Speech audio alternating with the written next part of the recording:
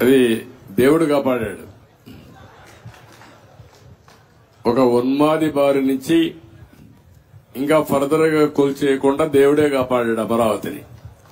అందుకే నేను చెప్పాను, కొన్ని 16,000 గ్రామాల్లో పూజలు చేసి పవిత్రమైన మట్టిని, పవిత్రమైన జలాలను తీసుకొచ్చారు ఇక్కడికి.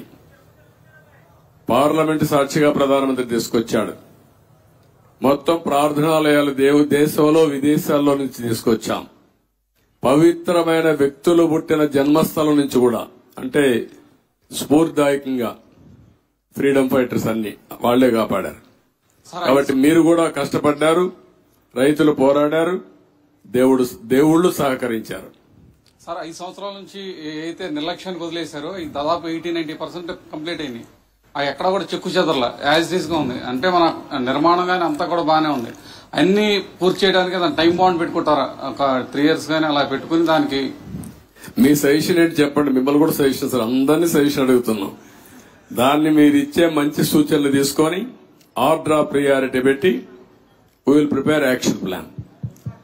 గల్లా పెట్టి ఖాళీ అయిపోయింది, ప్రజలు ఏమి లేదు, డబ్బులు లేదు, అప్పులు విపరీతంగా చేసేశారు.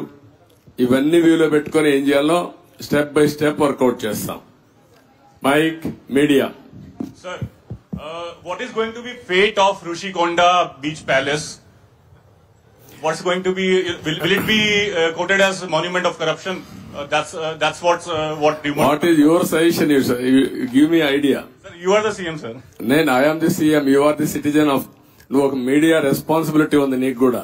నన్ను అడగడమే కాదు, నిన్ను కూడా చెప్పమంటున్నా.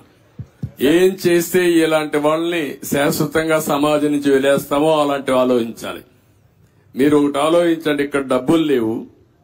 500 కోట్ల రూపాయలతో రిషికొండ కొండను కొట్టేసి రిషికొండ అంటే ఏంటి? ఋషులు అక్కడ తపస్సులు చేసిన ప్రాంతం అది. అలాంటి కొండని ఎప్పటి నుంచి కూడా మనం చూసి, ఇప్పుడైతే ఆధునికమైన పనిముట్లు ఇవన్నీ వచ్చాయి, కానీ ఒకప్పుడు విశాఖపట్నానికి వచ్చామంటే ఈ ఓడలు గాని ఇవన్నీ ఋషికొండను చూసి గుర్తుపట్టి విశాఖపట్నం వచ్చామనే పరిస్థితి ఉండేది. అలాంటి పవిత్రమైన కొండని ఎన్విరాన్మెంట్ కి విఘాతం కలిగించే విధంగా కొట్టేశారంటే మనం గుర్తుపెట్టుకోవాలి. దాని కూడా అన్ని తప్పుడు ఇచ్చారు. అవన్నీ మళ్ళీ నేను మాట్లాడతాం. Sir, what about Prajavedika? You have visited Prajavedika and saw the debris there.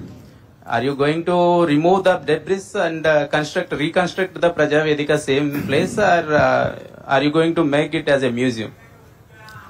ఏం చేయాలి నువ్వు చెప్పు. నువ్వు నిన్ను అడిగితే మీరంతా ఏంటంటే నన్ను క్వశ్చన్స్ అడుగుతున్నారు, నేను మిమ్మల్ని క్వశ్చన్స్ అడుగుతున్నా. ఇప్పుడు మీరు ఆన్సర్ చేయండి. నాకు ఏం చేస్తే బాగుంటుంది.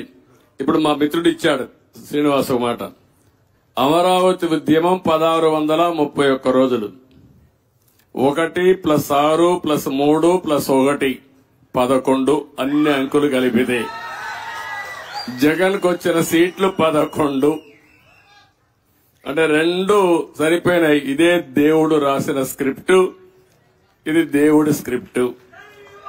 అక్కడికి చాలలేదు. ఈ 11 ఇవ్వడం కూడా కరెక్టా లేదా చర్చ జరగాల్సిన అవసరం ఉంది. అందుకే నేను మిమ్మల్ని అందరినీ కోరుతున్నా. కొన్ని ఇక్కడ మాకు కూడా కొంతమంది ఇబ్బందులు వచ్చాయి.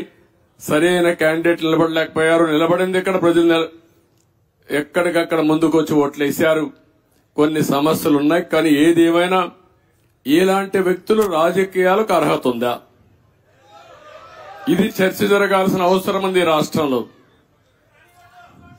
Sir, people are confident that you can complete entire Amravati construction, complete the buildings and everything. That's why they gave good verdict. They gave good verdict. Majority of the seats, 161 seats like that. Majority ఇస్తే అయిపోయింది వాళ్ళ పని. మీ పని అయిపోయిందా? Yes, sir. We are confident that you can build. No, you are confident. ఎట్లా build చేయాలో కూడా ఆలోచనలు ఇవ్వండి అందరూ కూడా.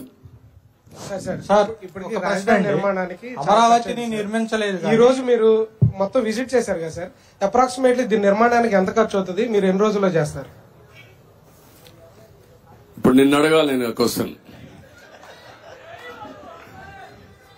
నిన్ను నేను నియమిస్తే నువ్వు ఎట్టగడతావు చెప్పని అడగాలి నేను ఇప్పుడు. కాబట్టి క్వశ్చన్ అడగడం చాలా ఈజీ, కానీ ఆలోచించి చెప్పడం చాలా కష్టం. సీఎం గారు, నేను ఇంతవరకు ఎంత డబ్బులుంది ఖజానాలో తెలియదు. నిన్నే నేను చూసా. ఆఫ్ బారోయింగ్, ఆన్ బారోయింగ్ రెండు ఉన్నాయి.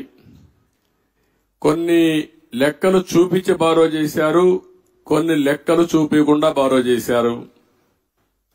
మద్యం కూడా రాబోయే రోజుల్లో వచ్చే ఆదాయాన్ని తాకట్టు పెట్టి బారో చేశారు. అది కూడా ఎంత బారో చేశారు ఇంకా ఎతకాలి.